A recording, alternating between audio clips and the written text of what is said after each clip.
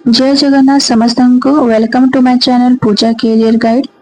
आज आम जनवरी 2026 करंट अफेयर्स जहाँकि इम्पोर्टाट अपॉइंटमेंट बाबद रे आलोचना करिबा। एठारे उभय इंग्लिश और ओडिया माध्यम रे यह मेंशन करा जाई अछि। आसंतु देखिबा। प्रथम प्रश्न है जनवरी 2026 रे भारतर चीफ इनफॉरमेशन कमिश्नर भाव में किए नियुक्त होइछन्ति? राजकुमार गोयल। द्वितीय प्रश्न है आमर vigilance commissioner Bharat vigilance commissioner भाव में किए नियुक्त होइछन्ति? प्रवीण वशिष्ठ। तृतीय प्रश्न है आमर चेयरमैन ऑफ एटॉमिक एनर्जी से होइछन्ति ए.के. बाला सुब्रमण्यन।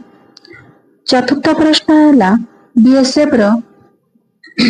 बीएसएफ रो डायरेक्टर जनरल भाव नियुक्त होइछन्ति प्रवीण कुमार। पंचम प्रश्न है आईटीबीपी रो डायरेक्टर जनरल किए नियुक्त होइछन्ति? शत्रुजीत एस कपूर। 6 नंबर प्रश्न है आमर एनआईए रो डायरेक्टर जनरल भाव में किए नियुक्त होइछन्ति? राकेश अग्रवाल। सप्तम प्रश्न है आमर पटना हाईकोर्ट रो चीफ जस्टिस भाव में किए नियुक्त होइछन्ति? जस्टिस संगम कुमार साहू। अष्टम प्रश्न है आम केरला हाईकोर्ट रो चीफ जस्टिस भाव में किए नियुक्त होइछन्ति?